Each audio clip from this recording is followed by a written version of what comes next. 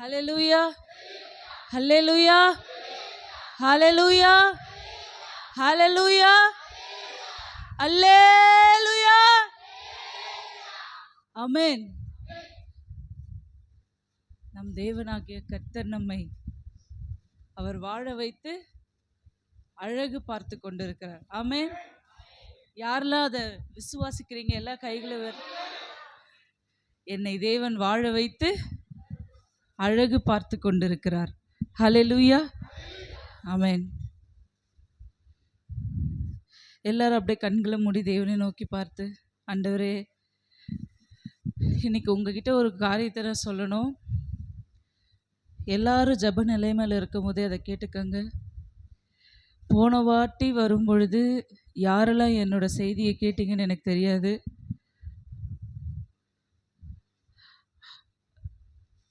தேவனுடைய செய்தி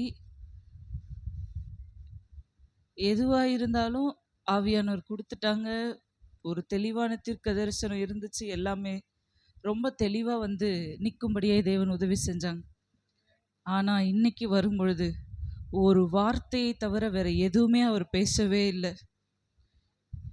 இப்போ இந்த ஃப்ளோவில் ஆண்டவர் என்ன பேச போகிறாங்களோ அதுதான். உங்களுக்கு எப்படி வார்த்தை வரப்போகுதோ அதே போலவே எனக்கும் தீர்க்க தரிசனமாய் தேவன் என்னுடைய வாழ்க்கைக்கும் அதை செய்ய போகிறார். அதை நம்புகிற அனைவரும் கைகளை உயர்த்தி, ஆண்டவராகிய தேவனே, இன்றைக்கு நீங்களே எங்கள் மூலமாய் நீங்களே வெளிப்படணும்ப்பா. நீங்கள் சொல்லுங்கள் எல்லாரும் உங்கள் வாய்களை திறந்து, ஆண்டவரே, இந்த மகளுடைய வாயை உங்கள் வாயோடு பொறுத்துகிறோம். ஆண்டவரே, இந்த மகளுடைய நாவை உங்கள் நாவோடு பொறுத்துகிறோம். இந்த மகளுடைய யோசனையை உங்கள் யோசனையோடு பொறுத்துகிறோம். இந்த மகளுடைய சிந்தனையை உங்கள் சிந்தனையோடு நாங்கள் பொறுத்துகிறோன்னு சொல்லுங்க பார்க்கலாம். ஓ ஹல்லேலூயா. நீங்கள் வெளிப்படுங்க ஆண்டவரே. நீங்க பேசுங்கப்பா, எங்களோடு கூட நீங்க பேசுங்கப்பா. ஆண்டவரே, திருவசனமானது இருபுறமும் கருக்குள்ள பட்டயம் என்று சொல்லி நாங்கள் வாசிக்கிறோமே அப்பா. துதிக்கிறோம், ஸ்தோத்திரிக்கிறோம், ஸ்தோத்திரிக்கிறோப்பா. என் தேவனாகிய கர்த்தர் நீங்க பேசுங்கன்னு சொல்லுங்க. நீங்க பேசுங்கப்பா, நீங்க பேசுங்க ஆவியானவரே, நீங்க பேசுங்கப்பா, நீங்க பேசுங்க. எங்களோடு கூட நீங்க பேசுங்க தகப்பனே. அப்பா, உங்க வார்த்தை மாத்திரம் வெளிப்படட்டும் ஆண்டவரே. அப்பா, துதிக்கிறோம், ஸ்தோத்திரிக்கிறோம், ஸ்தோத்திரிக்கிறோம், ஸ்தோத்திரிக்கிறோம். ஓ ஹல்லேலூயா, ஹல்லேலூயா, ஹல்லேலூயா, ஹல்லேலூயா, ஹல்லேலூயா. கர்த்தருடைய சத்தம் அது காதேஸ் வனாந்திரத்தை அதிர பண்ணுகிற சத்தம். கர்த்தரின் சத்தம் அது பெண்மானை ஈனும்படி செய்கிற சத்தம். அந்த சத்தம் உண்டாகட்டும். இன்றைக்கு எங்க சபையில தேவ சத்தம் உண்டாகட்டும். இந்த சபையில இப்பொழுது இப்பொழுது இப்பொழுதே அப்பா உங்க சத்தம் உண்டாகட்டும். ஆவியானவருடைய குரலை கேட்கும்படியாய் அப்பா இந்த சபையானது எங்கள் காதுகளை திறக்கும்படியாய் ஆண்டவரே, ஆவியானவர் சபைகளுக்கு சொல்லுகிறதை காதுள்ளவன் கேட்க கடவன் என்று சொன்ன வார்த்தையின்படி எங்க காதுகளை இன்றைக்கு திறந்தருளுங்கப்பா. இப்பொழுது திறந்தருளுங்க. ஓ நன்றி அப்பா. உம்முடைய வார்த்தையை கேட்க முடியாதபடிக்கு எங்களுக்குள்ள இருக்கிற இருளான காரியங்கள் இப்பொழுது முறியட்டும். நுகங்கள் முறியட்டும். எங்கள் நுகங்கள், எங்கள் முதுகில வைக்கப்பட்டிருக்கிற நுகங்கள் முறியட்டும். இயேசுவின் நாமத்தினாலே முறியட்டும், முறியட்டும், முறியட்டும். இன்றைக்கு இன்றைக்கு இன்றைக்கு எங்க ஒவ்வொருத்தருக்கும் ஒரு என்கவுண்டர் டேவா மாறட்டும் இயேசுவின் நாமத்தினாலே. ஹல்லேலூயா. விசுவாசத்தினால் ஆகிற என்கவுண்டராய் மாறட்டும். ஓ பரிசுத்த ஆவியானவர் நீங்க வெளிப்படுங்க. எல்லாரும் அப்படியே தேவனோடு கனெக்ட் ஆகுங்க பார்க்கலாம். எல்லாரும் தேவனோடு கனெக்ட் ஆகுங்க. ஆவியானவரே, ஆவியானவரே, ஆவியானவரே, என்னுடைய ஆவி, ஆத்துமா, சரீரம், என்னுடைய சிந்தை, யோசனைகளை எல்லாம் உங்களுக்குள்ள கிறிஸ்து இயேசுவுக்குள்ளாய் ஒப்பு கொடுக்கிறேன். கிறிஸ்து இயேசுவுக்குள்ளாய் ஓ தேவ வல்லமை, தேவ வல்லமை, மகிமை அப்பா, உம்ம மகிமை. ஓ யார் இந்த மகிமையின் ராஜா? இவர் சேனைகளின் தேவனாகிய கர்த்தராமே. இவர் சேனைகளின் தேவனாகிய கர்த்தராமே. ஓ சேனைகளின் தேவனாகிய கர்த்தர், நீங்க இறங்கி வாங்கப்பா. எங்க மத்தியில நீங்க இறங்கி வாங்க. ஓ லைதனே மலேக்கரேலே ஷேக்கடே. ஒவ்வொருத்தருக்குள்ளையும் காதுகளை திறந்தருளுங்க, காதுகளை திறந்தருளுங்க, செவிகளை திறந்தருளுங்க. ஓ, கண்களை திறந்தருளுங்க, வெளிச்சத்தை உண்டாக்குங்க. வெளிச்சம் உண்டாக கடவுது, வெளிச்சம் உண்டாக கடவுது. ஒவ்வொருத்தருடைய வாழ்க்கையிலும் இன்றைக்கு ஒரு வெளிச்சம், இன்றைக்கு ஒரு வெளிச்சம் உண்டாக கடவுது. ஆண்டவரே, ஒரு வெளிச்சத்தை நீங்க உண்டாக்க போறதற்காய் நன்றி. ஒவ்வொருத்தருடைய வாழ்க்கைக்கும் இன்றைக்கு நீர் வெளிச்சம் எங்க இருக்கிறது என்பதை நீங்க காட்ட போகிறதற்காய் நன்றி ஆவியானவரே. நன்றி அப்பா, நன்றி தகப்பனே. இங்க இருக்கிற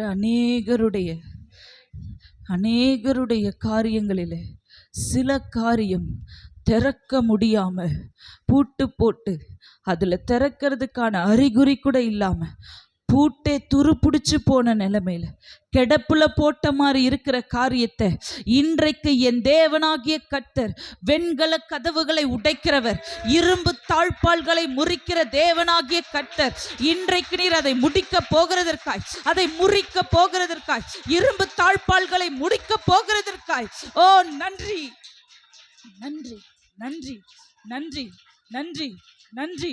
அநேக வெண்கல கதவுகள் உடைக்கப்படுகிறது, அதற்காய் நன்றி.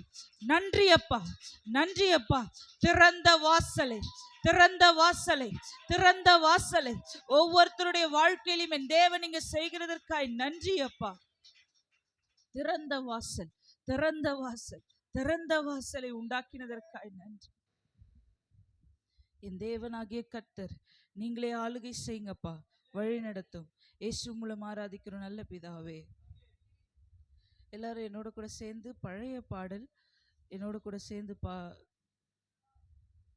பாடலாமா? நம்ம எல்லாரும் சேர்ந்து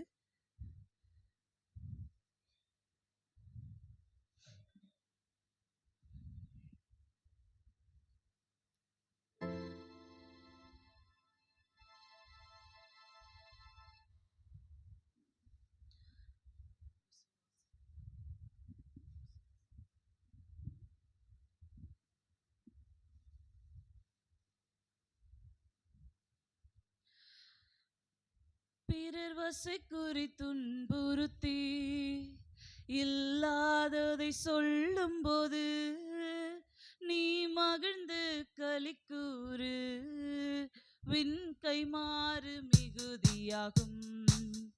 பிறர் வசை குறி துன்புறுத்தி, எல்லா கரங்களை தட்டி, இல்லாததை சொல்லும் போது நீ மகிழ்ந்து களிக்கூறு, கைமாறு மிகுதியாகும்.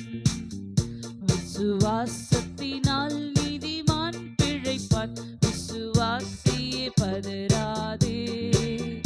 விசுவாசத்தினால் நீதிமான் பிழைப்பான், விசுவாசியே பதறாதே.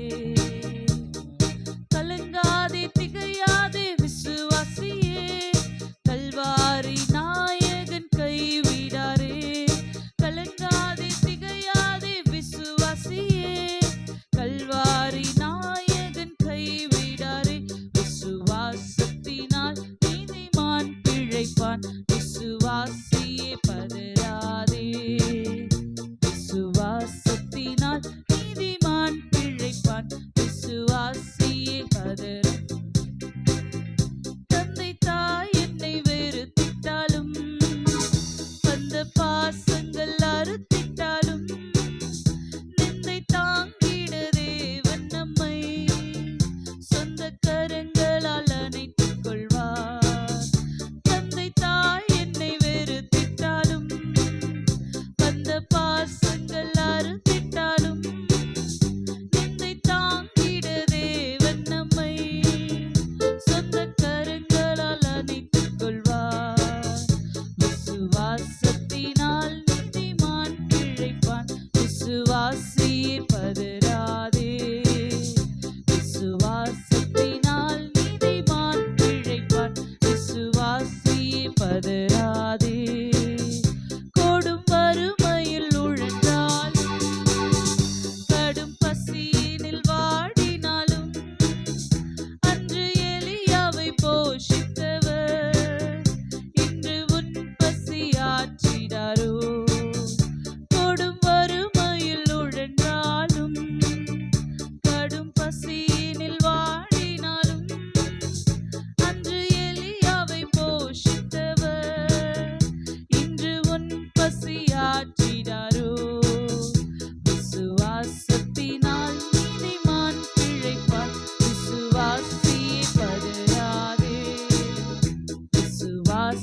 விசுவாசத்தினால் நீதிமான் பிழைப்பான். விசுவாசியே பதறாதே, பிறர் வசை கூறி துன்புறுத்தி இல்லாததை சொல்லும் போது நீ மகிழ்ந்து களி கூறு.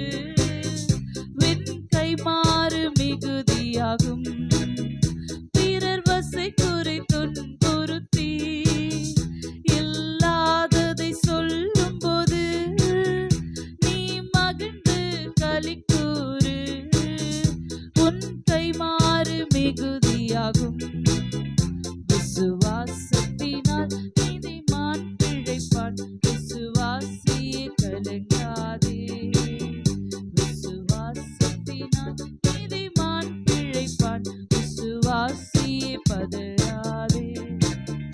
தந்தை தாய் என்னை வெறுத்திட்டாலும், வந்த பாசங்கள் அருந்திட்டாலும், நிந்தை தாங்கிட தேவன் நம்மை சொந்த கரங்களால் அணைத்துக் கொள்வார்.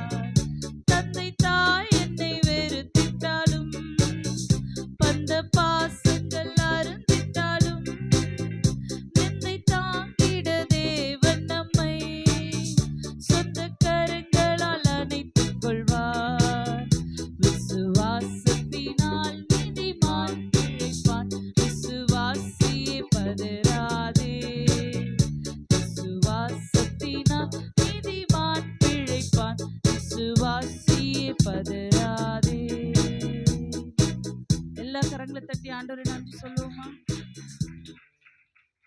விசுவாசத்தினால் விசுவாசியே. ஆமென். இதுல பாருங்களேன், தந்தை தாய் என்னை வெறுத்திட்டாலும், பந்த பாசங்கள் அருந்திட்டாலும், நிந்தை தாங்கிட தேவன் நம்மை சொந்த கரங்களால் அணைத்துக் கொள்வார். நீங்க நம்ம இந்த பாடல்ல சொன்னப்பட்டது போல தந்தை தாயோட அன்பு இருக்கா இல்லையா, பாசம் உறவுகள்லாம் நம்மளோட கூட ஒரு பிரச்சனைக்கு நிற்கிறாங்களா இல்லையா. என் அப்பாங்க ஒருத்தர் என் கூட பேசும்பொழுது ஒருத்தவங்க சொல்கிறாங்க, நான் முன்னேறத்துக்கு என் கூட ஒரு அப்பா எனக்கு துணையாக நிற்கல. நான் அவங்களுக்கு சொன்னேன், தேவன் உங்களோடு கூட இருக்கிறார். அதே தான் உங்களுக்கும் சொல்லுகிறேன், ஆண்டவராக இயேசு கிறிஸ்து உங்களோடு கூட இருக்கிறார். நீங்கள் விசுவாசிச்சிங்கன்னா தேவனுடைய மகிமையை காண்பீர்கள். ஓகே. பிறர் வசை கூறி துன்புறுத்தி இல்லாததை சொல்லும்போது, இல்லாத ஒரு விஷயத்த நம்மளை பற்றி சொல்லிட்டாங்கன்னா உடனே நம்மளுக்கு என்ன ஆகும்? ஒரு பதட்டம் வந்துடும், ஒரு கையில் நடுநடுங்கிடும். அல்ல, கரெக்ட் இல்லை? நான் செய்யாத ஒன்று சொல்லிட்டாங்க அப்படின்னு நம்ம என்ன பண்ணுவோம்? உடனே அவன் எப்படி என்ன அப்படி சொல்லிடலாம், இரு நான் முதல்ல போய் அவன்கிட்ட அதுக்கே சிலர்லாம் நான் சில நேரங்களில் நம்ம என்ன பண்ணுவோம் அப்படின்னா, இதை போய் பேசிட்டு வந்தாதான் எனக்கு மனசு நிம்மதியாக இருக்கும், நான் நிம்மதியாக ஆவேன் அப்படின்னு எத்தனை தடவை நம்ம நடந்திருக்கோம். நீங்களே கையெல்லாம் தூக்க வேணாம், உங்களை நீங்களே நிதானிச்சு அறிஞ்சு, நீங்களே இன்னைக்கு உங்களை சோதித்து அறிந்து, இன்றைக்கு தேவன் உங்களோடு கூட பேசுகிற அந்த வார்த்தையை நிதானிச்சு அறிஞ்சு சோதித்து உங்களை நீங்களே இன்றைக்கு என்ன பண்ணுங்க? சீர்படுத்தி கொள்ளுங்க. இன்னைக்கு த டே ஆஃப் என்கவுண்டர். இன்னைக்கு என்னது? டே ஆஃப் என்கவுண்டர்னா என்னன்னு தெரியுங்களா? என்கவுண்டர்னா கேள்விப்பட்டிருக்கீங்களா? கேள்விப்பட்டு சொல்லுங்க பார்க்கலாம். என்கவுண்டர்னா என்னது? ஷூட் பண்றதா? நீங்க அண்ணன் நீங்களாம் சொல்லுங்கண்ணே. சரி, இதுக்கு முன்னாடி எத்தனை 2 மாசத்துக்கு முன்னாடி வந்திருப்போம். 2 மாசத்துக்கு முன்னாடி வரும்போது யாரெல்லாம் என்னுடைய தேவனுடைய வார்த்தையை என் மூலயமா கேட்டிருக்கீங்க? தேவனுடைய வார்த்தையை என் மூலயமா கேட்டவர்கள் யாராவது இருக்கிறீங்களா? ரொம்ப சந்தோஷமா இருக்குது. 2 மாசத்துக்கு முன்னாடி ஆவியானவர் நம்மோடு கூட என்ன பேசினாருன்னு யாருக்காவது ஞாபகம் இருக்கா? ஆதியிலே கொண்டிருந்த அன்பை விட்டா என்று என்னென்ன குறைகள், அதை எப்படி நம்ம சரிப்படுத்திக்கணும்னு ஆண்டவர் பேசினாங்க. ஆண்டவர் ரொம்ப அழகானவர் பாருங்களேன். இன்னைக்கு சொன்ன வார்த்தை என்னன்னா, அந்த குறையை நீ சீர்படுத்தி ஸ்திரப்படுத்தி தான் வர, ஆனால் உனக்குள்ள விசுவாசம் என்கின்ற குறை அதிகமாயிட்டே போகுது. விசுவாசம் இல்லாமையின் குறை. என்ன குறை? விசுவாசம் இல்லை அப்படின்னா என்ன வந்துடும்? விசுவாசம் இல்லாம தேவனுக்கு பிரியமா இருக்க முடியுமா? முடியுமா? விசுவாசம் இல்லாமல் கூடாத காரியம். கிரியை இல்லாத விசுவாசம் செத்ததாய். அப்போ விசுவாசிக்கிற நீங்க ஒருத்தவங்க கிட்ட போய் என்ன பண்ண மாட்டீங்க? இங்க கவனிங்க. விசுவாசம் இருந்ததுன்னா, உங்களுக்குள்ள தேவனுடைய வார்த்தை இருந்ததுன்னா, நீங்க ஜெபிக்கிறவர்களாய் இருப்பீர்கள் என்றால், தேவனோடு நடப்பவர்களாய் நீங்கள் இருப்பீர்கள் என்றால், அந்த காரியத்தை போய் அவங்க கிட்ட போயிட்டு அதை கிளாரிஃபை பண்ணவே போக மாட்டீங்க. என்ன செய்வீங்க தெரியுங்களா? பதறாம, அப்படியாப்பா, சரி, ஓகே, தேவன் பார்த்து கொள்வார். இந்த மாதிரி ஒரு சூழ்நிலையில நான் நடந்திருக்கேன் அப்படின்னு நீங்க யோசிங்க. இது எல்லாமே இப்போ உங்களை நீங்க உங்களை ஆராய்ந்து கொள்ளுகிற நேரம் 5 நிமிஷம். சொல்ற வார்த்தையை வச்சு நான் இப்படிலாம் இருந்திருக்கேனா? ஆமாப்பா, இந்த சூழ்நிலையில நான் இப்படி இருந்திருக்கேன் அப்படின்னு நீங்க நீங்களே என்ன பண்றீங்க? தேவனோடு நிதானிச்சு அறிஞ்சுக்கிறீங்க. நான் இருந்திருக்கிறேனா? இருந்திருக்கீங்களா? சரி, இருந்திருந்தீங்கன்னா என்ன பண்ணியிருப்பீங்க அப்படின்னா, விசுவாசத்தினாலே அந்த காரியத்தை அவர்களுக்கு தெளிவுபடுத்தியிருப்பீர்கள். அது என்ன காரியம் தெரியுங்களா? யோபு தன்னுடைய நண்பர்களெல்லாம் சொன்னாங்க, பேசினாங்க. அவர் காதுக்கு அந்த விஷயம்லாம் போகாமல் இருந்திருக்குமா? ஆனால் கிரகிக்க முடியாத பெரிய காரியங்களை என் வாழ்க்கையில் நீங்கள் செய்ய போறீங்க ஆண்டவரே அப்படின்னு விசுவாசிச்சு உட்கார்ந்துருந்தார். தேவன் அவரை கைவிட்டுட்டாரா? இல்லவே இல்லை.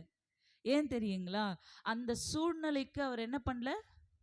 ரியாக்ட் பண்ணவே இல்லை. ஃபஸ்ட்டு விஷயம், இப்போ நான் உங்களுக்கு ஒரு காரியத்தை நிதானிக்க போகிறேன். என்னுடைய விசுவாசத்தின் அளவு எப்படி இருக்கு? என்கிட்ட ஜெபம் இல்லைன்னா விசுவாசம் இருக்காது. நான் தேவனோட உறவு இல்லைன்னா என்கிட்ட விசுவாசம் இருக்காது. அதுக்கு பதிலாக என்ன நடக்கும்னா, ஜெபமும் வேத வாசிப்பும் இல்லாமல் இருக்குன்னா என் விசுவாசத்தின் அளவை என்னால் அதிகரிக்கவே முடியாது. நான் ஜெபத்தை கூட்ட கூட்ட, நான் வேத வாசிப்பை அதிகரிக்க என்ன நடக்கும்? விசுவாசத்தின் அளவு ஒவ்வொரு நாளும் அதிகரிக்கும். அப்போ நீங்கள் ஜெபத்தினுடைய அளவை நீங்கள் குறைக்க விசுவாசத்தின் அளவு என்ன ஆகும்?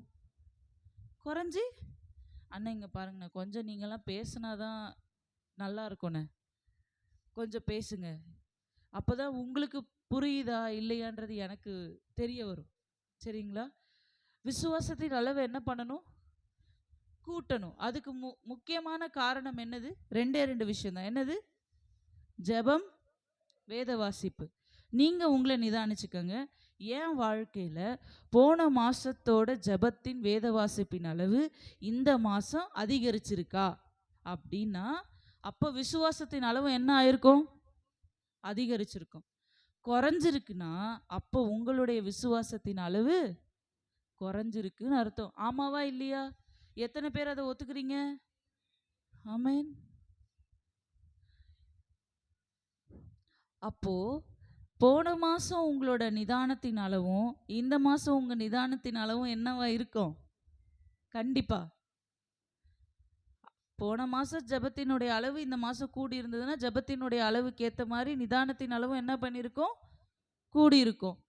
போன மாதம் ஜெபத்தின் அளவும் வேத வாசிப்பின் அளவும் தேவனோடு இருக்கிற அந்த உறவின் அளவு குறைஞ்சிடுச்சு அப்படின்னா, இந்த மாதம் நம்மளுடைய அப்பத்துலேருந்தே என்ன ஸ்டார்ட் ஆயிடுச்சு? நம்மளுக்கு நிதானத்தின் அளவு குறைஞ்சிடுச்சு. தேவையில்லாமல் நம்மளுக்கு கோபங்கள், தேவையில்லாமல் மனஸ்தாபம், தேவையில்லாமல் வார்த்தை விடுதல், தேவையில்லாமல் நம்ம கூட இருக்கிறவர்களை காயப்படுத்துதல், இந்த மாதிரி நிறைய காரியங்கள் உங்களுக்குள்ள நடந்திருந்ததுன்னா இன்னைக்கு தேவன் அந்த காரியங்களை முறியடித்து போட போகிறார். அதனால தான் இன்னைக்கு த டே ஆஃப் என்கவுண்டர். ஆமென். இன்னைக்கு ஆமென் சொன்னவங்க எல்லாருடைய வாழ்க்கையில நிச்சயமா தேவன் செய்ய போகிறார். அதை ரிசீவ் பண்ணுங்க. ஆமென். அல்லேலூயா அப்படின்னு சொல்லும் போது அந்த வார்த்தையை நீங்க கிறிஸ்துவுக்குள்ள ஆமென்றும் ஆமேன் என்றும் நீங்க அதை ரிசீவ் பண்ணிக்கிறீங்கன்னு அர்த்தம். சரிங்களா? ஆமா. இப்ப நம்ம விசுவாசத்தின் ஏன் நம்ம விசுவாசத்தை அளவை நம்ம அதிகரிச்சுக்கணும் அப்படின்னா, சரி ஓகே, நீங்க விசுவாசத்தை குறித்து இன்னைக்கு இப்போ நான் இவ்வளோ நேரம் உங்களோட பேசினேன். அது கொஞ்சம் எனக்கு தெரிஞ்ச அளவில் தான் நான் உங்களுக்கு சொல்லியிருக்கிறேன். ஒருவேளை உங்களுக்கு தேவன் அதை வேற மாதிரி கூட புரிய வச்சிருப்பாங்க. பரிசுத்த ஆவியானவர் அவர் இங்கிருந்து சொல்லப்படுகிற வார்த்தை தான் உங்களுக்கு புரியும்னு இல்லை. நான் சொல்லுகிற அதே வார்த்தை இங்கே இருக்கிற வேற ஒருத்தவங்களுக்கு வேற மாதிரி புரியும், இன்னொருத்தவங்களுக்கு வேற மாதிரி புரியும். ஏனென்றால் ஆவியானவர் ஒருவர் தான். ஆனால் அவனவனுடைய அளவுக்கு தக்கதாய் அவனவனுக்கு அவங்கவுங்களுக்கு என்ன பண்ணுறாரு? ஒருத்தவனால 5 தாளந்தை என்ன பண்ண முடியும்? பயன்படுத்தி அதை 10 மாற்ற முடியும்னா அவங்கிட்ட என்னத்தை கொடுப்பாங்க? அந்த நபர்கிட்ட 5 தாளந்தை கொடுப்பாங்க. ஒரு நபர்கிட்ட 2 தாளந்தை கொடுத்தாதான் அந்த நபர் அதை செயல்படுத்துவார்னா அதை 2 தாளந்து தான் கொடுப்பாங்க. இப்போது இந்த வார்த்தை உங்களுடைய கொள்ளளவுக்கு தக்கதாய் தேவன் உங்களோடு கூட பேச ஆயத்தமாக இருக்கிறார். நீங்கள் அந்த வார்த்தையை கேட்டு அதன்படி நடக்கிறதற்கு நீங்கள் ஆயத்தமாக இருக்கிறீர்களா? ஆமென். ஹல்லேலூயா. நம்ம எல்லாரும் மாறி மாறி வாசிக்கலாம். எபிரேயர் 11ஆம் அதிகாரம். அப்படியே எல்லாரும் உட்கார்ந்தே வாசிக்கலாம், ஆனால் சத்தத்தோடு வாசிக்கலாம். எபிரேயர் 11வது அதிகாரம்.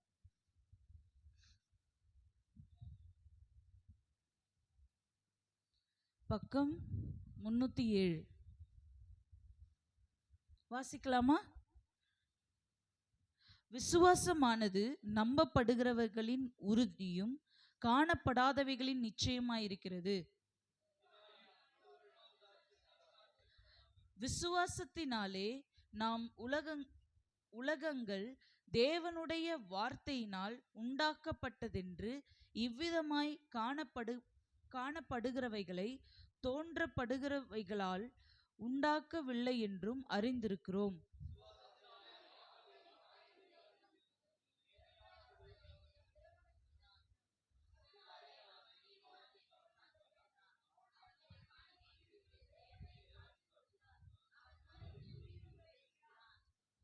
விசுவாசத்தினாலே ஏனோக்கு மரணத்தை காணாதபடிக்கு எடுத்து கொள்ளப்பட்டான். தேவன் அவனை எடுத்து கொண்டபடியினால் அவன் காணப்படாமற் போனான். அவன் தேவனுக்கு பிரியமானவன் என்று அவன் எடுத்து கொள்ளப்படுவதற்கு முன்னமே சாட்சி பெற்றான்.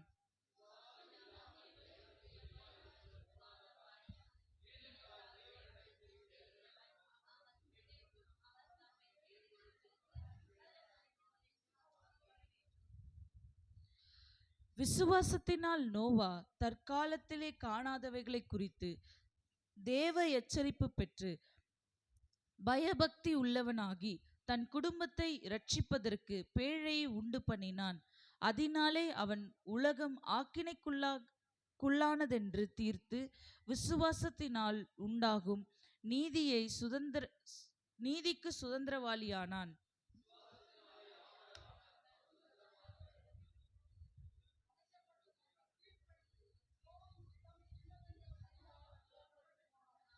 விசுவாசத்தினாலே அவன் வாக்குத்தத்தம் பண்ணப்பட்ட தேசத்திலே பரதேசியை போல சஞ்சரித்து அந்த வாக்குத்தத்தத்துக்கு உண்டான சுதந்திரராகிய ஈசாக்கோடும் யாக்கோபோடும் கூடாரங்களிலே குடியிருந்தான்.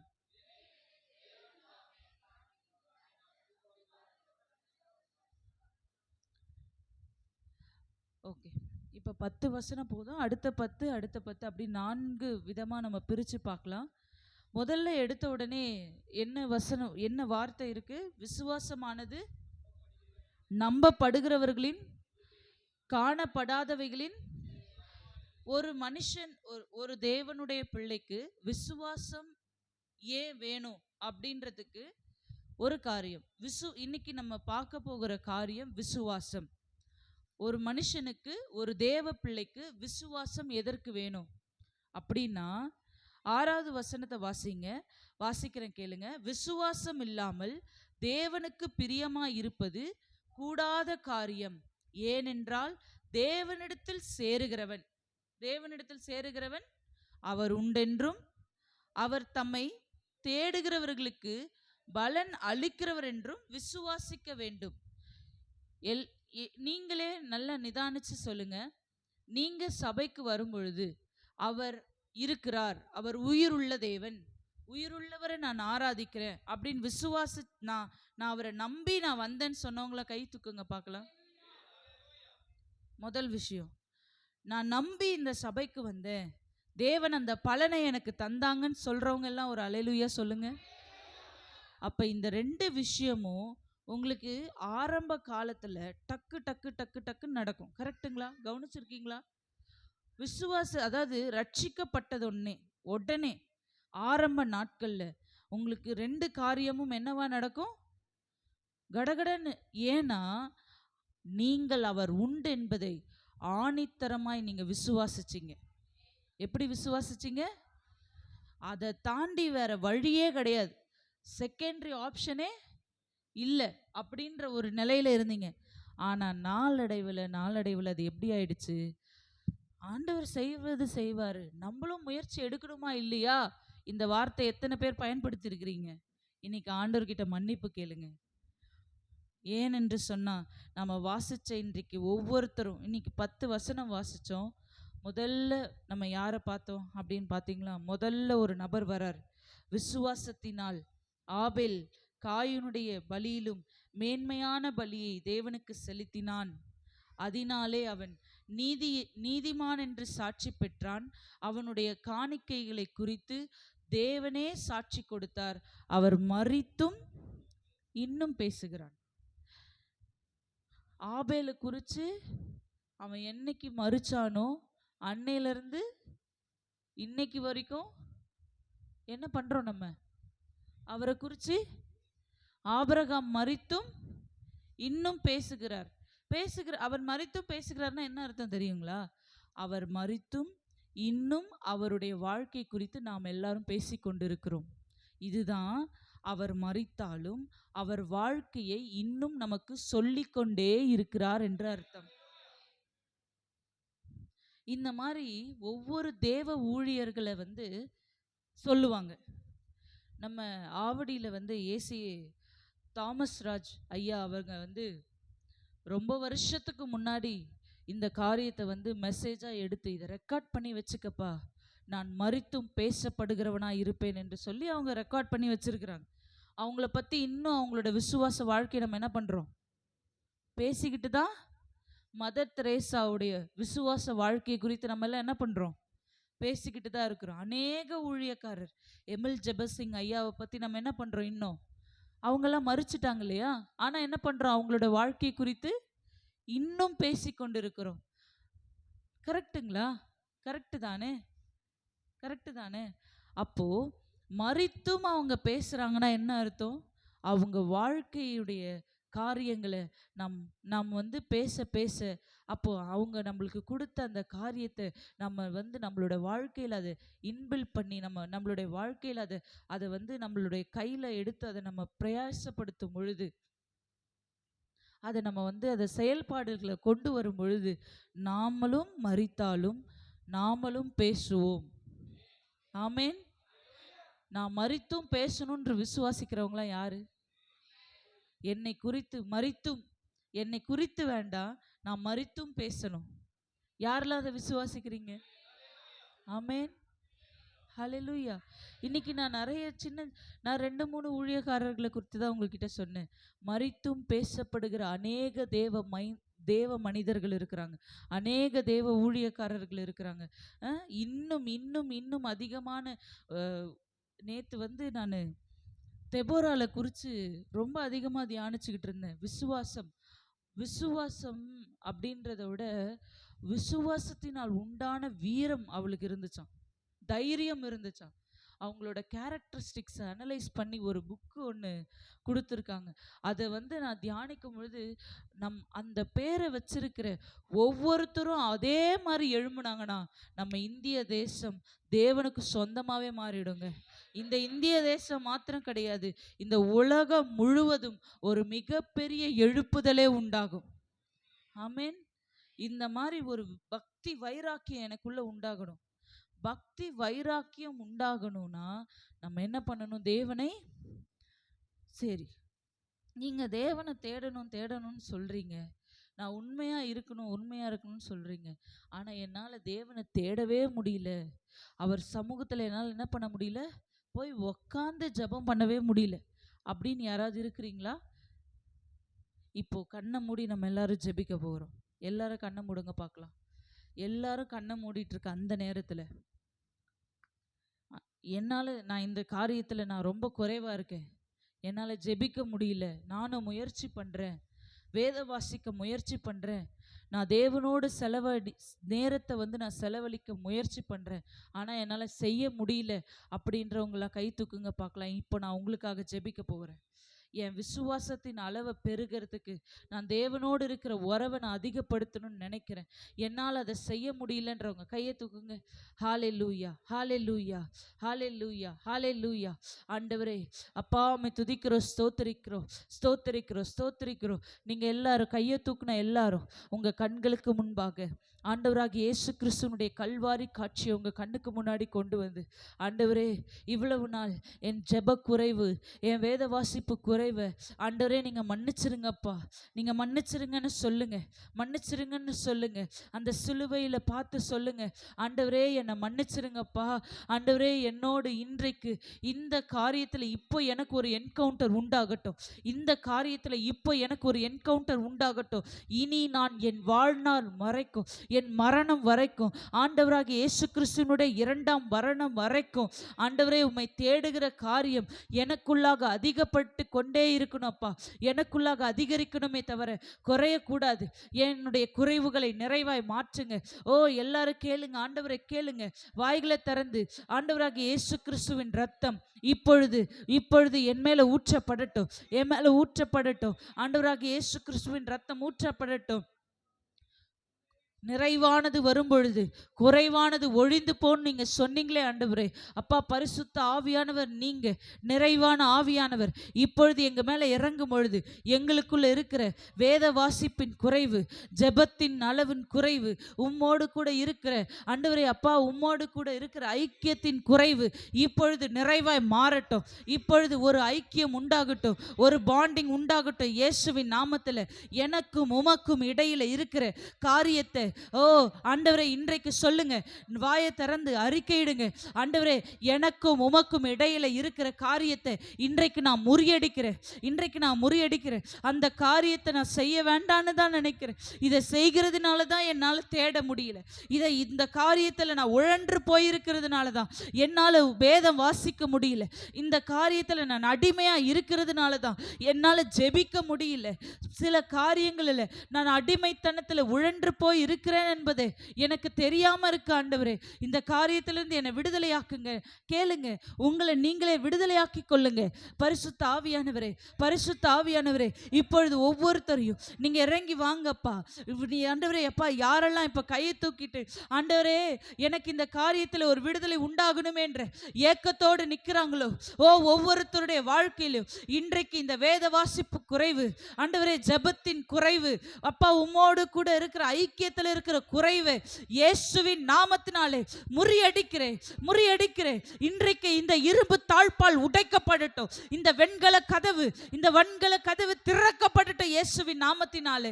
அப்பா உம்மோடு கூட இருக்கிற அந்த உறவின் அளவு அதிகரிக்கட்டும். இயேசுவின் நாமத்தினாலே. உம்மோடு கூட உறவு அழிக்க முடியாதபடி, உம்மோடு கூட உறவாட முடியாதபடிக்கு கிரியை செய்கிற அப்பா மன வேதனைகளை, மன உளைச்சல்களை கொண்டு வந்து ஆண்டவரே சில நேரங்களில் ஜெபிக்கலான்னு போகும் பொழுது ஆண்டவரே போய் ஜெப அறையில் உட்காரும் பொழுது அநேகருக்கு அவங்கள தேவைகளை குறித்ததான கவலைகள், தேவைகளை குறித்ததான பயம், தேவைகளை குறித்ததான வருத்தம், விரக்தியை உண்டாக்கி உம்மோடு கூட இருக்கிற உறவை கெடுத்து வச்சிருக்கிறான்ப்பா. இயேசுவின் நாமத்தினாலே அதை முறியடிக்கிறேன்.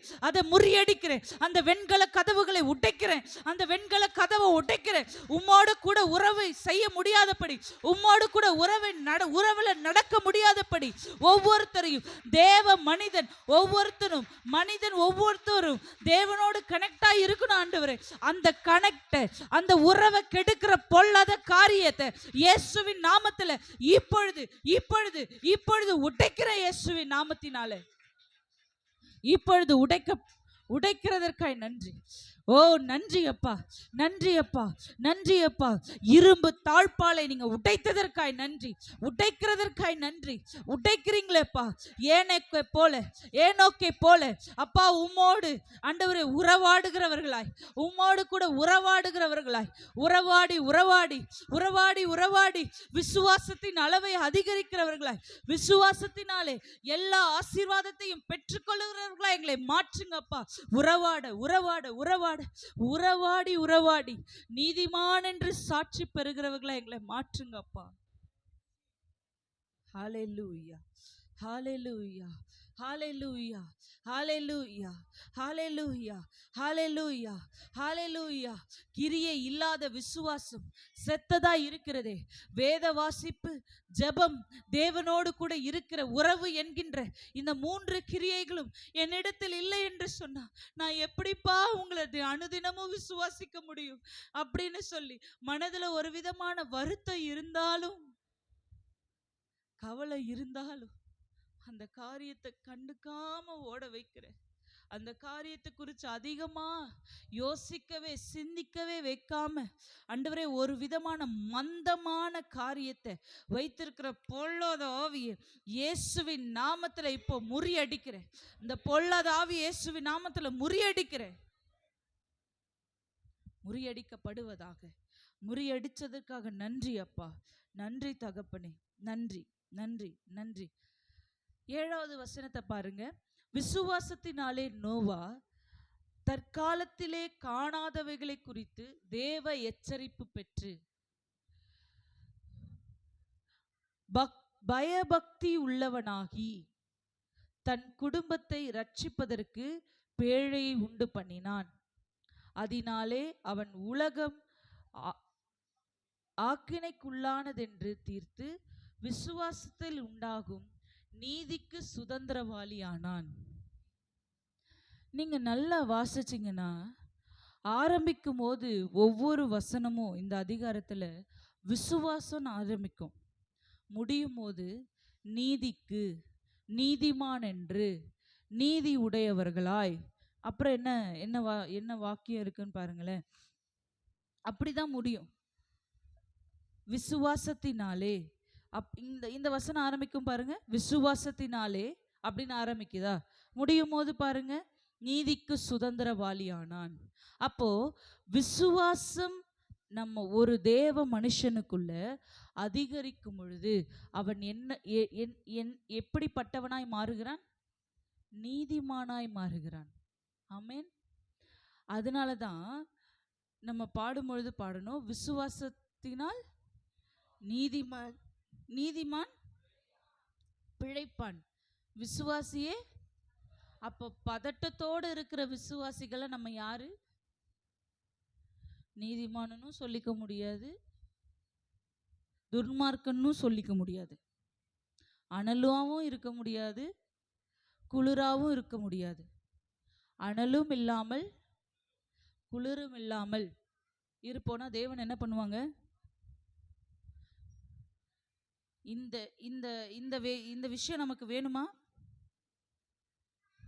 நம்மை நேசிக்கிற ஒரு தேவன், நமக்காக ஜீவனையே கொடுத்தவர், நாம் அவரோடு கூட உறவை ஏற்படுத்தாதனால, நாம அனலும் இல்லாமல் குளிரும் இல்லாமல் இருக்கிறதுனால, நம்மை நேசித்த தேவனே நம்மை வாந்தி பண்ணி போட நீங்கள் ஆயத்தமா இருக்கிறீர்களா? உங்களை நீங்களே நிதானித்து அறிந்து கொள்ளுங்கள். சரிங்களா? அடுத்த வசனத்தை வாசிக்கலாம். விசுவாசத்தினாலே அவன் வாக்குத்தத்தம் பண்ணப்பட்ட தேசத்திலே பரதேசியை போல சஞ்சரித்து, யாருங்க? 8வது வசனத்துல வாசிங்கன்னா, விசுவாசத்தினாலே ஆபிரகாம் தான் சுதந்திரமாக பெறப்போகிற இடத்திற்கு போகும்படி அழைக்கப்பட்ட போது விசுவாசத்தினால நீங்க அழைக்கப்பட்டீங்கன்னா, ஒரு காரியத்தை தேவன் உங்ககிட்ட வந்து சொல்றாங்கன்னா, அதை விசுவாசத்தோட கீழ்ப்படியுங்கள். வேத வாசிப்பு, ஜெபம், தேவனோடு கூட இருக்கிற உறவுன்றது முதல் பகுதி என்றால், இரண்டாம் பகுதி கீழ்ப்படிதல். கீழ்ப்படிதல் என்கின்ற கிரியை இல்லாமல் உங்களால் என்ன பண்ண முடியாது? தேவனை பிரியப்படுத்த முடியாதுன்னு என்ன? தேவனை உங்களால விசுவாசிக்கவே முடியாது. ஆமென். ஃபர்ஸ்ட் விஷயம், விசுவாசம் நமக்குள்ள இல்லை அப்படின்றதுக்கு அறிகுறி என்ன அப்படின்னா, வேத வாசிப்பு, ஜெபம், தேவனோடு கூட இருக்கிற ஐக்கியம். இந்த 3 காரியமும் இல்லைன்னா விசுவாசத்தின் அளவு நான் சுத்தமாக வேத வாசிக்கிறதில்ல, ஜெபம் பண்ணுறதில்ல, தேவனோட உறவே வச்சுக்கிறது இல்லைன்னா சுத்தமாக நம்மக்கிட்ட விசுவாசமே இல்லை. நம்ம எப்படி இருக்கிறோம்? சும்மா சர்ச்சுக்கு வரோம். நான் விசுவாசம் இல்லைன்னா, உங்களுக்கு ஒன்று தெரியுங்களா? விசுவாசம் இல்லைன்னா உயிருள்ளவன் என்று பெயர் கொண்டிருந்தும் நம்ம எப்படி இருப்போம்? வசனத்தை வாசிக்கிறீங்களா? வாசிங்க பார்க்கலாம். வெளிப்படுத்தல் 3ஆம் அதிகாரத்தை எடுத்து வாசிங்க.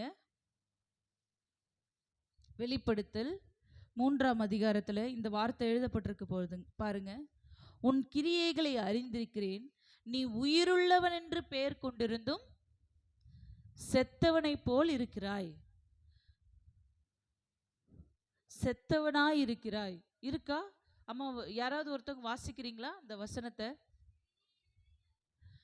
உன் கிரியைகளை அறிந்திருக்கிறேன், நீ உயிருள்ளவன் என்று பெயர் கொண்டிருந்தும் செத்தவனாய் இருக்கிறாய். உங்ககிட்ட விசுவாசம் இல்லை அப்படின்னா நீங்க உயிருள்ளவன் பெயர் கொண்டிருந்தும் எப்படி இருக்கிறீங்க? நீங்க வேத வாசிப்பு, ஜெபம், தேவனோடு கூட இருக்கிற உறவு, ஐக்கியம் இல்லாம இருந்தா விசுவாசத்தின் அளவு இருக்காது. ஆனா நான் சர்ச்சுக்கு வரேனே, நான் ஆராதிக்கிறேனே, நான் தேவனை வந்து என்ன பண்றேன்? தொழுது கொள்ளுகிறேனே, அவரோடு நான் வந்து ஆராதிக்கிறேன், எல்லாரோடையும் சேர்ந்து ஆராதிக்க முடியும், ஜெபிக்க முடியும், நம்ம தேவனோட வார்த்தையை வந்து நல்லா கேட்க முடியும், எல்லாமே செய்ய முடியும். ஆனா என்னவா இருப்போம்? செத்தவர்களை போல இருப்போம். நான் உங்களுக்கு ஒரு காரியத்தை சொல்கிறேன். இறப்புல போய் நீங்கள் மரணம், யாரெல்லாம் இறப்பு வீட்டுக்கு போனதே இல்லை? இறப்பு வீட்டுக்கு அப்போ எல்லாரும் போயிருக்கோம், கரெக்டுங்களா? எல்லாருமே போயிருக்கோம். எல்லாரும் கொஞ்சம் கவனிங்க. எல்லாருமே இறப்பு வீட்டுக்கு போயிருக்கோம். அப்போ இறப்பு வீட்டுக்கு போயிருக்கிற நாம சடலத்தை பார்த்து ஐயோ அம்மான்னு கதறி அடித்து அழுவோம், கரெக்டுங்களா? அழுதுருக்கீங்களா? அப்படி அழுவும் பொழுது அந்த சரீரம் எழுந்து ஏதாவது ரியாக்ட் பண்ணுமா? ஏன்பா நீ இப்படி அழுகுறன்ட்டு? அது எப்படி இருக்கும்? செத்தது எப்படி தான் இருக்கும்? அப்படியே அந்த சடலம் அப்படியே தான் இருக்கும். அது மாதிரி தான் நீங்களும் ஆலயத்துக்கு வரீங்க, ஆராதனைக்கு நிற்கிறீங்க, போதகர் உங்களுக்கு சொல்லும் பொழுது எழும்பி நின்று அல்லேலூயா சொல்லும் பொழுது, நீங்கள் இப்போ கூட எல்லாரும் நான் வந்து 7 முறை வந்து நின்னோடனே அல்லேலூயா சொன்னேன், எல்லாரும் சேர்ந்து கத்தி அல்லேலூயா சொன்னோம், எல்லாமே சொன்னோம்.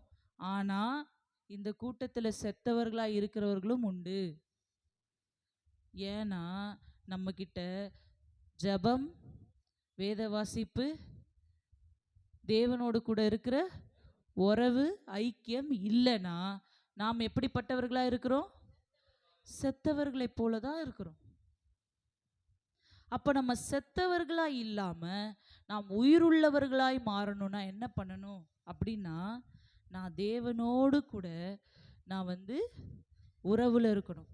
நான் மாம்சத்தில் நான் உயிரோடு இருக்கிறேன், ஆனால் ஆவியில் நான் எப்படி இருக்கிறேன்?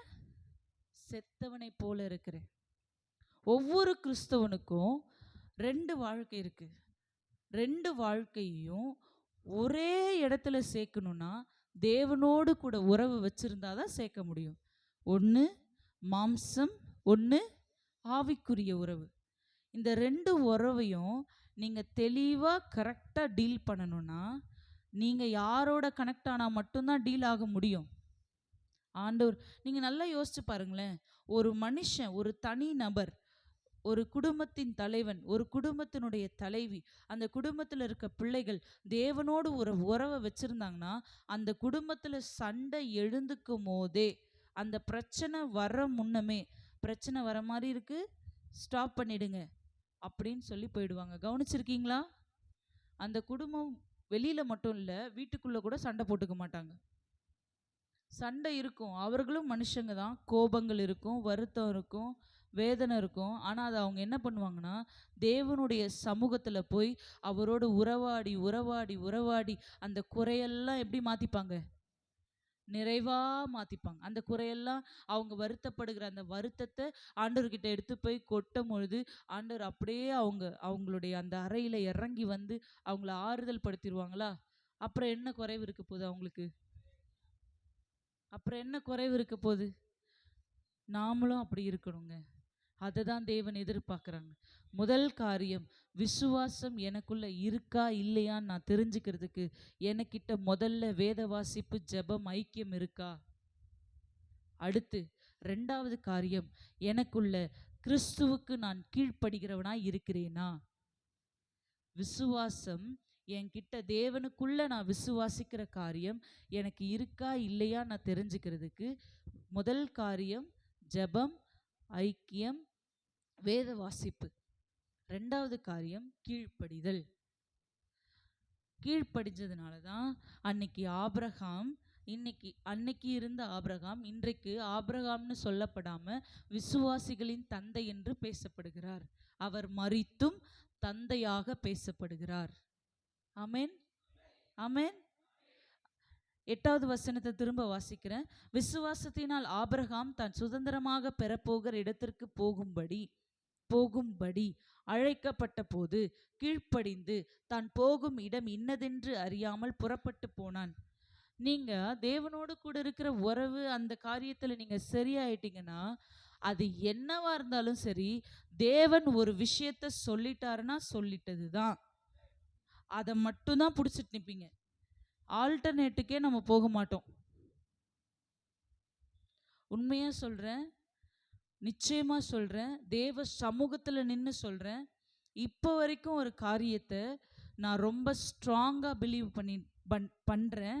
ஆனால் அந்த பிலீவை குறித்து, அந்த விசுவாசத்தை குறித்து என் கூட இருக்கிறவங்க மாத்திரம் இல்லை, என் சொந்த குடும்பத்தாலேயே அதை நம்ப முடியவில்லை.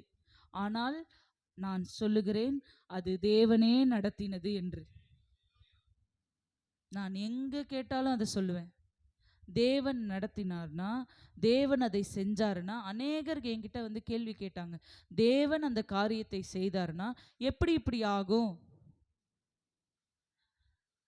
ஆபிரகாமுக்கும் சாராளுக்கும் தான் ஆண்டவர் வாக்குத்தத்தம் பண்ணினார். உனக்கு நான் பிள்ளைய கொடுப்பேன், உனக்கு நீ வானத்து நட்சத்திரங்களை. அவர் போய் கேட்டாரா, ஆண்டவரே எனக்கு பிள்ளைய கொடுங்க, எனக்கு வந்து கற்பத்தின் கனியை கொடுங்க? அந்த வயசான தாத்தா போய் கேட்டாரா? இல்லவே இல்லையே. அவரே கூப்பிட்டு, நான் உன்னை வந்து, நீ இந்த இடத்த, உன் வீட்டையும் உன் தகப்பன் வீட்டையும் விட்டு புறப்பட்டு போ, நான் காண்பிக்கும் தேசத்துக்கு போ. அங்கே பாருங்க, நான் தான் போகும் இடம் இன்னதென்று அறியாமல் புறப்பட்டு போனான். இதுதாங்க கீழ்ப்படிதல். தேவன் சொன்ன காரியத்துக்கு நீங்க கீழ்ப்படுகிறீங்களா? தேவன் உங்ககிட்ட, உங்க போதகர் மூலயமா, நீ ஜபத்துல ரொம்ப குறைவா இருக்கிற, நீ வேத வாசிப்புல ரொம்ப குறைவா இருக்கிற, நீ தேவனோடு வச்சிருக்கிற அந்த உறவு குறைஞ்சிருச்சு, நான் ஃபீல் பண்றேன், எனக்கு அது நல்லா தெரியுது அப்படின்னு உங்க ஊழியக்காரர் சொல்லி நீங்க வந்து அதை சீர்படுத்தி இருக்கிறீங்களா? சீர்படுத்திக்காம இருந்திருப்பீங்கன்னா இன்னைக்கு அதை மாற்றிக்கொள்ளுங்க. இன்னைக்கு அதை சேஞ்ச் பண்ணிடுங்க. இன்னைக்கு அதை மாத்திருங்க. இன்னைக்கு அதை மாற்றும்படியே தேவனிடத்துல கேளுங்க. இன்னைக்கு என் வாழ்க்கையில் அந்த காரியம் மாறட்டும் ஆண்டவரே, இன்னைக்கு என் வாழ்க்கையில் இந்த காரியத்திலேருந்து என்னை விடுதலை ஆக்குங்கன்னு சொல்லி. சரிங்களா? அடுத்தது பாருங்களேன். நான் கடகடன், இன்னும் 10 நிமிஷம் தான் இருக்கனால நான் கடகடன் போறேன். விசுவாசத்தினால் அவன் வாக்குத்தத்தம் பண்ண தேசத்திலே பரதேசியாய் சஞ்சரித்து அந்த வாக்குத்தத்தத்திற்கு உடன் சுதந்திரராகிய ஈசாக்கோடும் யாக்கோபோடும் கூடாரங்களிலே குடியிருந்தான். நீங்க ஈசாக்கு யாக்கோபை பத்தி நம்ம நிறைய படிச்சிருக்கோங்க. நம்ம நிறைய பேர் எல்லாரும் பேசியிருக்கிறாங்க. ஆனா ஒரு இந்த அதிகாரத்துல என்னை அதிகமா டச் பண்ண ஒரு வசனம் இருக்கு. என்ன தெரியுங்களா? 21வது வசனத்தை யாராவது வாசிங்களேன்.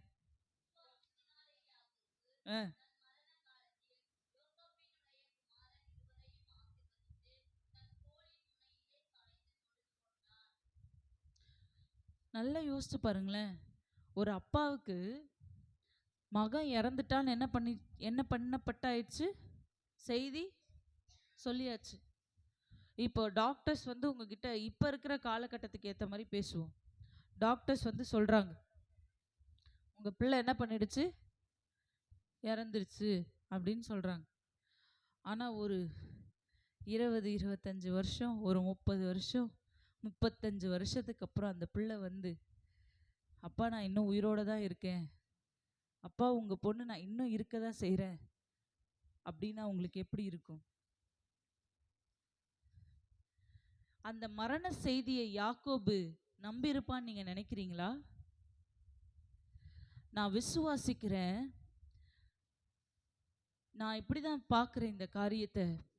எப்படி யோசேப்பால அந்த 30 வருட காலம் அங்கே இருக்கும்போது அந்த அடிமைத்தனத்தினுடைய ஒரு பிடியில் இருந்தார்ல, அங்கே அவரோட சின்ன வயசுலேருந்து அந்த அடிமைத்தனத்தினுடைய பிடியில் இருக்கும்போது ஒவ்வொரு நாளும் அவரை எது காப்பாற்றியிருக்குன்னா, தன் தகப்பனுடைய விசுவாசம் அவரை காப்பாற்றிருக்கோன்னு நான் விசுவாசிக்கிறேன்.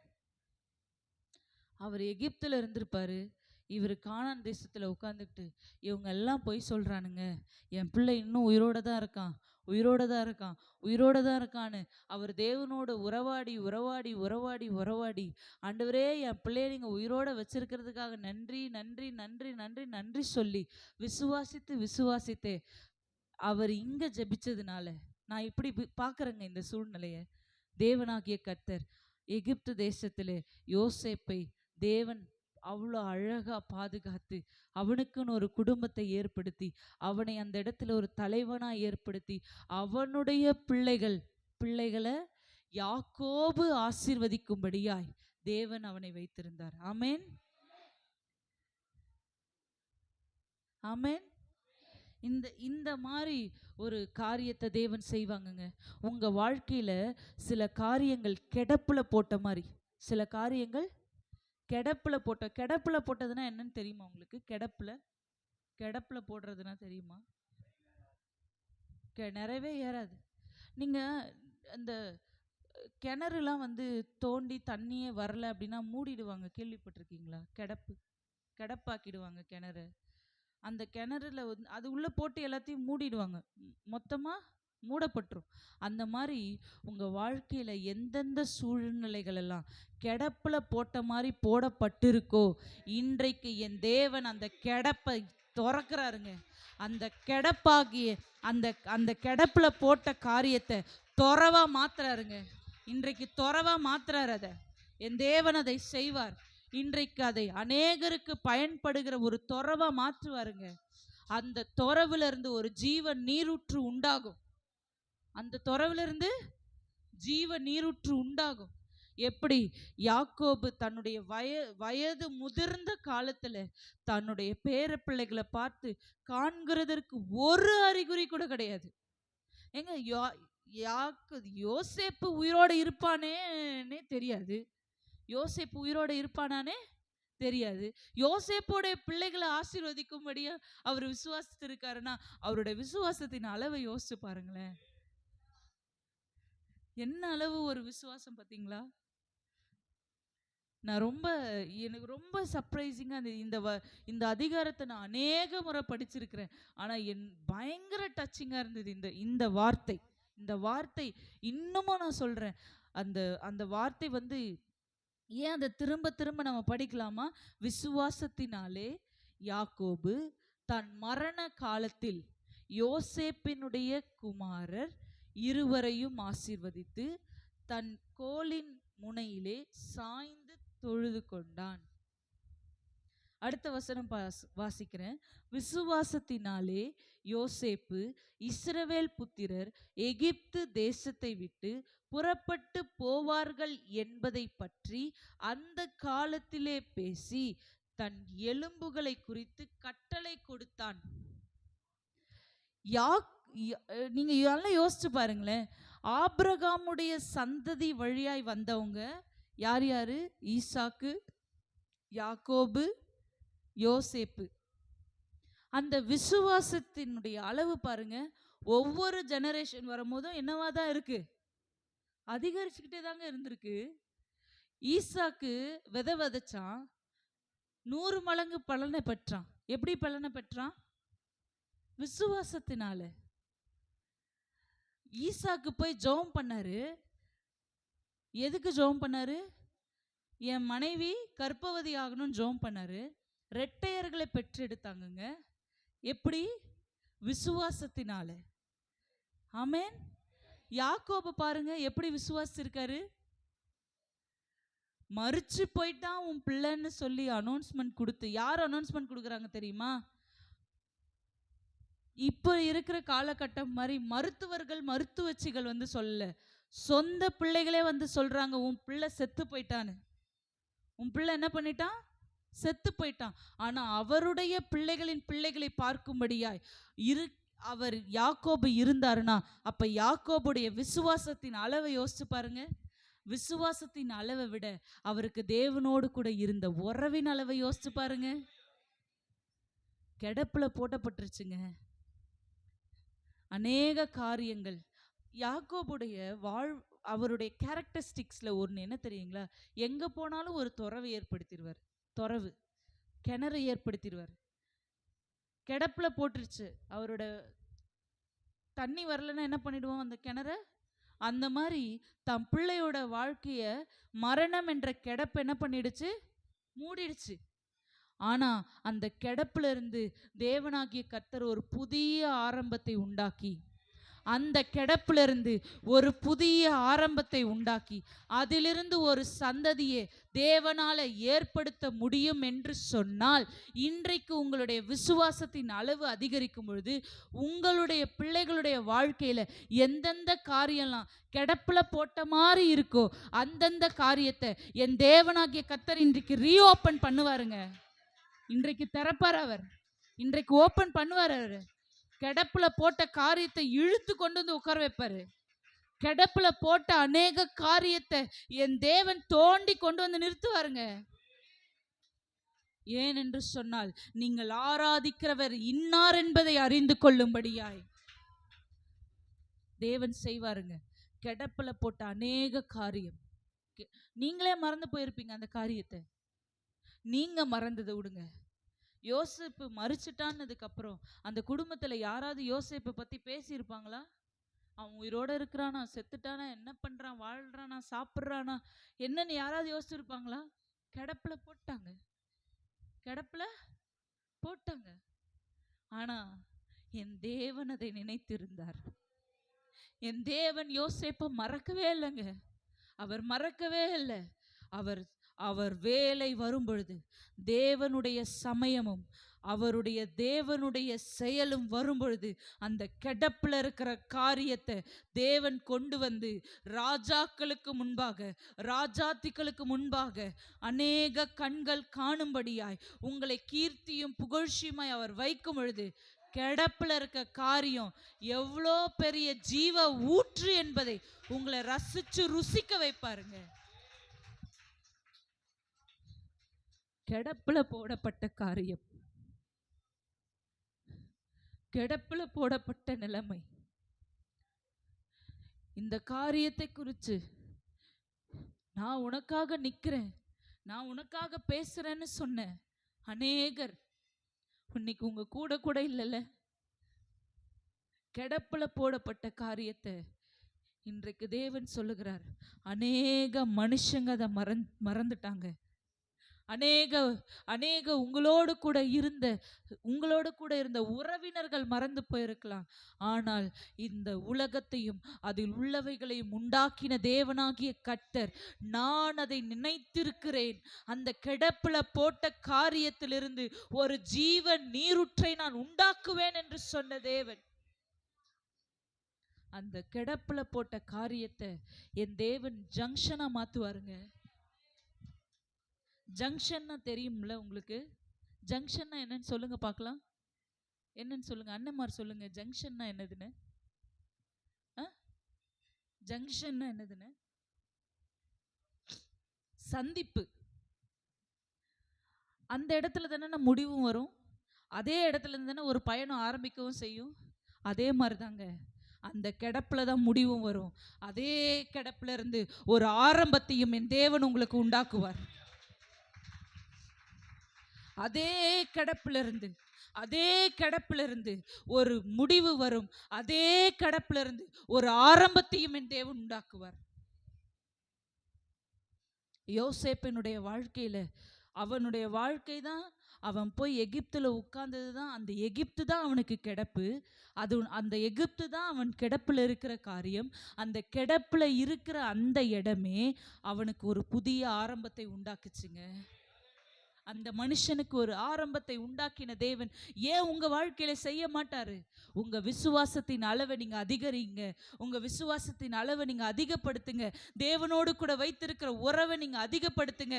என் தேவன் கிடப்புல போட்டப்பட்ட அதே காரியத்திலிருந்து ஒரு புதிய வழியை உண்டாக்கி ஒரு புதிய ஆரம்பத்தை உங்களுக்கு கொடுத்து அந்த கிடப்புல போட்ட அந்த காரியத்திற்கு ஒரு புதிய துவக்கத்தை என் தேவனால உண்டாக்க முடியும். அவரால் ஆரம்பிக்க முடியும். ஒரு துளிர் உண்டாகும் என்று நீங்க விசுவாசிங்க.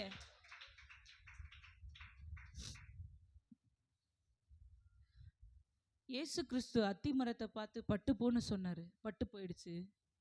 திரும்ப நீ முளைச்சுக்கன்றாரு, முளைச்சுக்குது. எப்படி? விசுவாசத்தினால். நீங்களும் கிடப்புல போட்ட காரியத்தை பார்த்து பேசுங்க. நீ இன்றையிலிருந்து துளிர் விடு சொல்லுங்க. இன்றையிலிருந்து நீ துளிர் விடு சொல்லுங்க. அந்த கிடப்புல போட்ட காரியத்தை உங்க மனசுல நினைச்சு இன்னையிலிருந்து இந்த கிடப்புல போட்ட காரியம் துளிர் விடட்டும் இயேசுவின் நாமத்துலன்னு சொல்லுங்க. இந்த கிடப்புல போட்ட காரியம் துளிர் விடட்டும். துளிர் விடுறதுக்கு அடையாளம் என்ன தெரியுங்களா? அந்த கிடப்புல போட்ட காரியத்தை குறித்து யாருமே பேசல. அவ எத்தனையோ வருஷமா அந்த இடத்துல அடிமையா இருக்கான். யாருமே அந்த காரியத்தை குறித்து பேசல. ஒரு துளிர் எங்க உண்டாவது தெரியுமா? ராஜாவுக்கு கனவுல உண்டாவது துளிர். என் தேவன் பாருங்களேன், எவ்வளோ பெரிய அதிசயமும் ஆச்சரியமானவர், ஆச்சரியமான தேவன் அவர். எங்க ஒரு துளிரை உண்டாக்குறாரு? யோசேப்பினுடைய வாழ்க்கை துளிர்க்கணும்னு எங்க போய் துளிர விடுறாரு? ராஜாவினுடைய வாழ்க்கையில அங்க துளிர உண்டாக்குறாரு. அங்க என்ன பண்றாரு? களை எடுக்கிறாரு. அங்க போய் அதை டிஸ்டர்ப் பண்றாரு. அப்படி பண்ணும்போது எங்க துளிர் விடுது? யோசேப்பினுடைய வாழ்க்கை அந்த மாதிரி.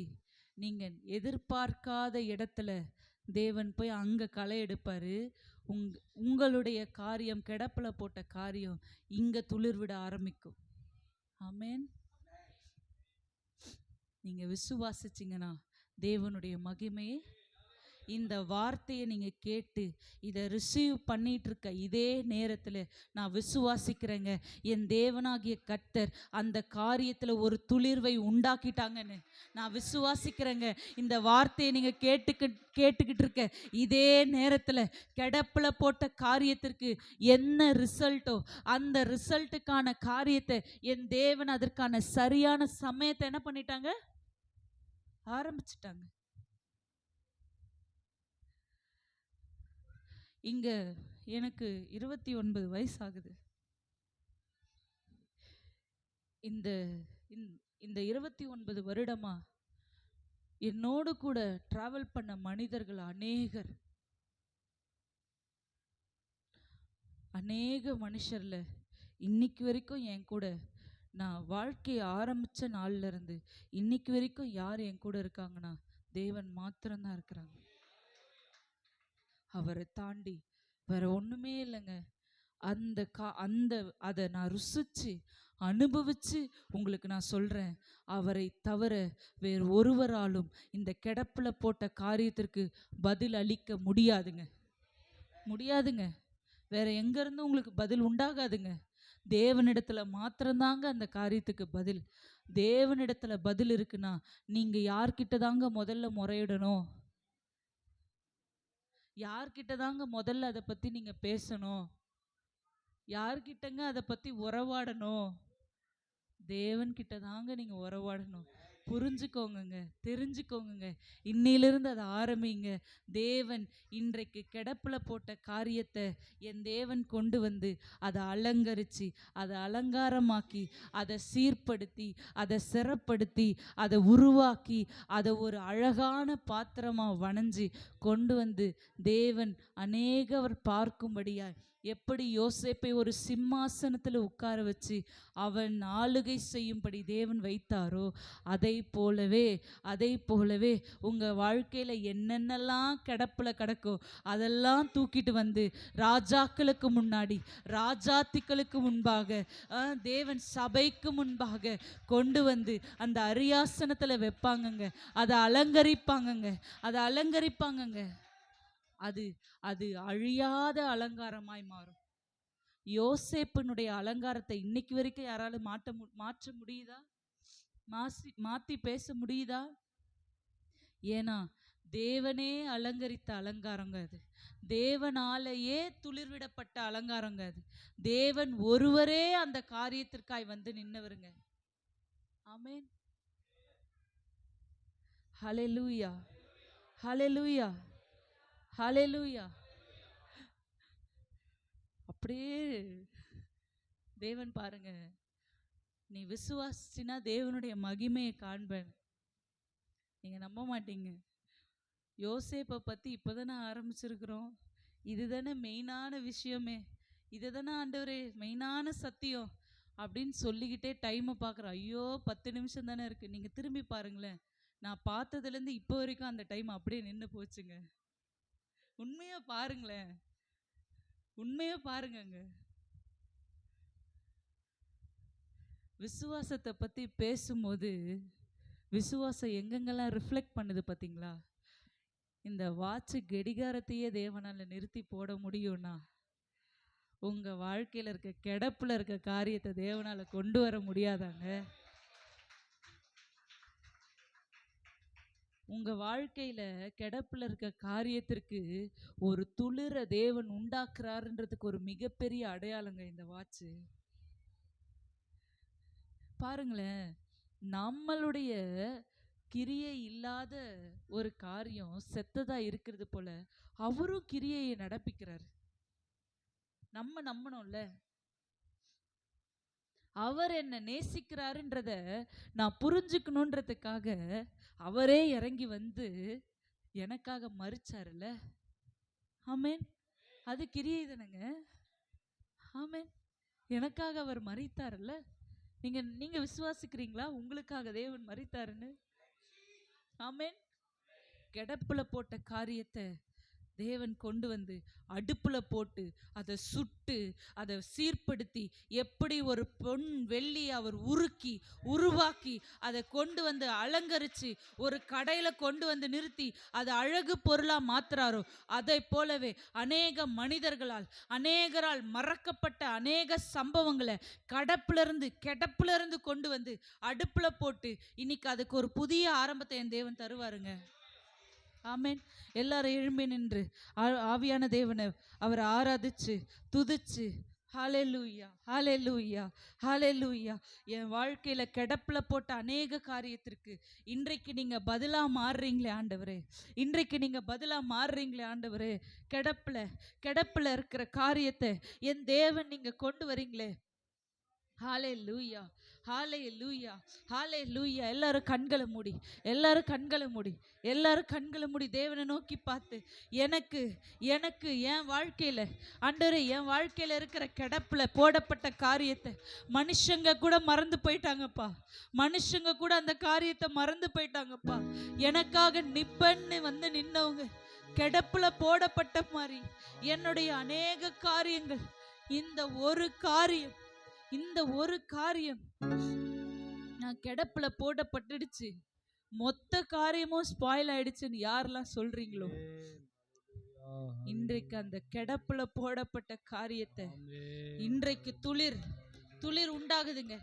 துளிர் விடுது, முளை விடுது பாருங்க, முளை விடப்படுது பாருங்க. இன்னைக்கு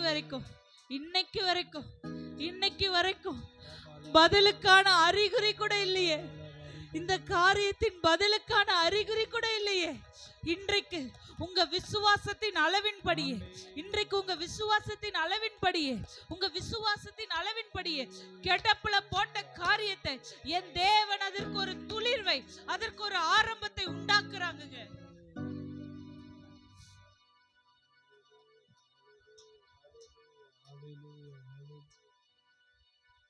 Hallelujah.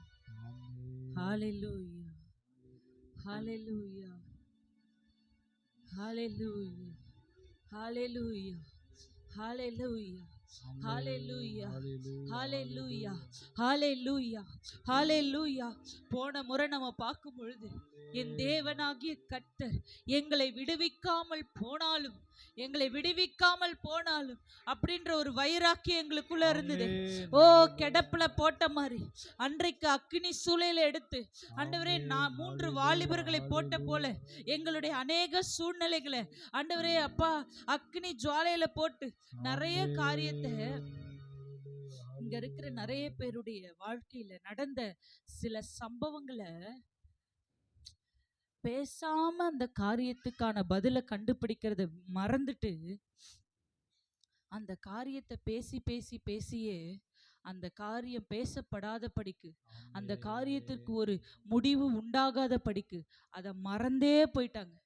பேசி பேசியே அந்த காரியத்தை முடிச்சிட்டாங்க மீன்ஸ் பேசி பேசி அதுக்கு தீர்வு காணல, அந்த காரியத்தை தூக்கி கிடப்புல போட்டுட்டாங்க.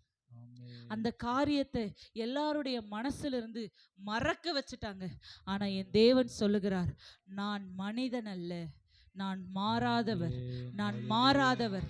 கிடப்புல போட்ட காரியத்திற்கு நான் பதில தருவேன் ஆண்டவர் சொல்றாருங்க. கிடப்புல போட்ட காரியத்திற்கு நான் பதிலாய் மாறுவேன். கிடப்புல போட்ட காரியத்திற்கு நான் பதிலாய் மாறுவேன். அவர்தாங்க பதில், அவர்தாங்க பதில். அவரை நம்புங்க. கிடப்புல போட்டது அவரை விசுவாசிங்க.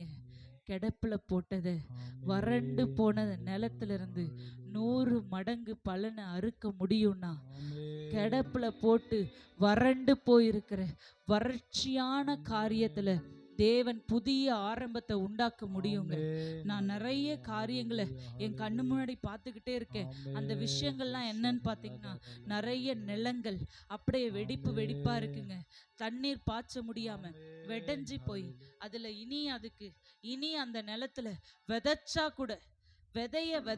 கூட அந்த நிலத்துல இருந்து ஒரு அறுவடையும் பார்க்க முடியாது. ஆனா தேவன் இப்பொழுது அந்த நிலத்துக்கு நீர் பாய்ச்சுறாருங்க. தேவ தூதனானவர் அதற்கு நீர் பாய்ச்சுறாரு. அந்த நிலத்தை சீர்படுத்துறாங்க. தேவ சேனை இறங்கி வந்து அந்த நிலத்தை சீர்படுத்துறாங்க. அந்த நிலத்துல இருக்கிற களைகளை, அந்த நிலத்திலுடைய மண்ணை அதை சிறப்படுத்துறாங்க. அதுல இருக்கிற காரியத்தை மாற்றுறாங்க. அந்த நிலத்தினுடைய தன்மையை தேவன் மாத்துறாங்க. இப்போ மாத்துறாங்க. பரலோக சேனை அதை மாற்றிக்கொண்டிருக்கு. பரலோக சேனை அந்த நிலத்தினுடைய தன்மையை மாற்றப்பட்டு ஒரு நீரோடை ஊற்றப்படுது. ஒரு நீரூற்று கசிய ஆரம்பிக்குது. அந்த நீரூற்று கசிய ஆரம்பிக்குது. அந்த நிலத்துல தண்ணி பட ஆரம்பிக்குதுங்க.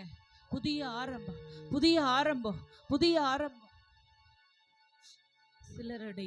சில நிலங்கள்ல அப்படியே வந்து அந்த விதைய விதைச்சு அந்த விதை செத்து போன மாதிரி இருக்குங்க.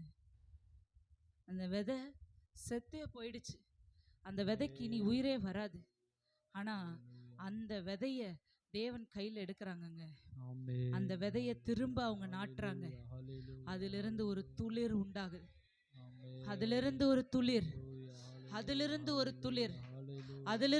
துளிர் உண்டாகுதுங்க. உங்களுக்கு தான். என் வாழ்க்கை தானா துளிக்க போது. இந்த வார்த்தையை சொல்லும் போது எனக்கா இருக்குமோ அப்படின்னு நினைக்கிற உங்களை பார்த்துதான் ஆண்டவர் சொல்றாரு, உன் வாழ்க்கை தான்ப்பா துளிர்க்க போகுது. உன் வாழ்க்கையை தான் நான் துளிர்விட செய்யறேன்.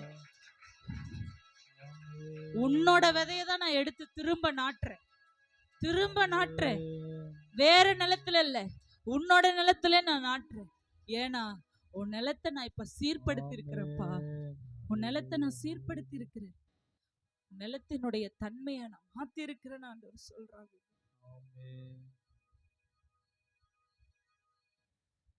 கிடப்புல போடுறதுக்கு முன்னாடி அந்த காரியத்தை குறித்து நிறைய பேர் மாடு ஆடு அசை போடுற மாதிரி அந்த சம்பவத்தை அசை போட அநேகர் இருந்தாங்க ஆண்டவரே. இன்னைக்கு அந்த சம்பவத்தை நினைவுல வச்சுக்க கூட ஆள் இல்லை ஆண்டவரே. அப்படின்னு யாரெல்லாம் இங்க நிக்கிறீங்களோ உங்களை பார்த்து ஆண்டவர் சொல்றார், என் நினைவுகள் உங்கள் நினைவுகள் அல்ல, நான் உங்களை நினைத்திருக்கிறேன். நான் கர்த்தர், நான் மாறாதவர் என்று சொல்லுகிறேன். நான் கர்த்தர், நான் மாறாதவர். உங்க வாழ்க்கையில பண்ணின ஒவ்வொரு வாக்குத்தத்தத்தையும் சொல்லியபடியே நிறைவேற்றுவன் ஆண்டவர் சொல்றாரு. ஹல்லேலூயா, ஹல்லேலூயா, ஹல்லேலூயா. நீ சொன்னதெல்லாம் நிறைவேறும் காலம் வரும், நம்புவேன் என் இயேசு ஒருவரை. விசுவாசத்தோடு சொல்லுவோமா? நீர் சொன்னதெல்லாம் நிறைவேறும் காலம் வரும், நம்புவேன் என் இயேசு ஒருவரை. சொல்லுவோம். நீ சொன்னதெல்லாம் நிறைவேறும். வந்துருச்சு, அதற்கான சமயமும் அதற்கான தேவ செயலும் வந்துருச்சு. இன்னைக்கு ஆபரேட் ஆகுது எல்லாமே. நம்மதெல்லாம் நிறைவேறும் காலம் வரும், நம்புவேன் என் இயேசு ஒருவரை. சொல்லுங்க. நீ சொன்னதெல்லாம் நிறைவேறும் காலம் வந்துடுச்சுன்னு சொல்லுங்க. நம்புவேன் என் நேசம். நீ சொன்னதெல்லாம் நிறைவேறும் காலம் இது, நம்பினேன் என் இயேசு ஒரு. விசுவாசமாய் சொல்லுவோமா?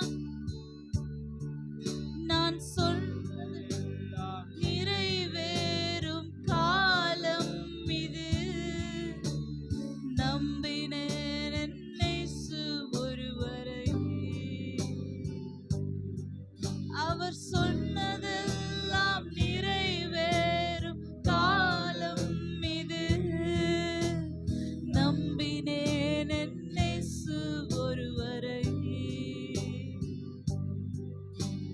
நம்புவேன் என் இயேசு ஒருவரை.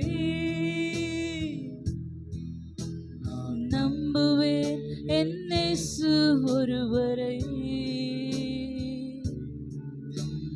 நம்புவேன் என் இயேசு ஒருவரை. நான் நம்புவேன் என் இயேசு ஒருவரை. என் பாதையெல்லாம் அந்தகாரம் சூழ்ந்தாலும், வாழ்க்கை முடிந்தது மறுவாழ்வு இல்லை என்றாலும், என்னை தேற்றுவதற்கு யாரும் இல்லை என்றாலும், நம்புவேன் என் இயேசு ஒருவரை. என்னை தேற்றுவதற்கு யாரும் இல்லை என்றாலும், நம்புவேன் என் இயேசு ஒருவரை. நம்புவேன் என் இயேசு. விசுவாசமாய், விசுவாச பிரகடனமாய் சொல்லுவோமா? நம்புவேன். உங்க ரெண்டு கரங்களை வானத்துக்கு நேராய் உயர்த்தி, ஆண்டவரே உங்களை நம்புறப்பான்னு சொல்லுங்க. நம்புவேன் என் இயேசு ஒருவரை. நான் நம்புவேன் என் இயேசு ஒருவரை.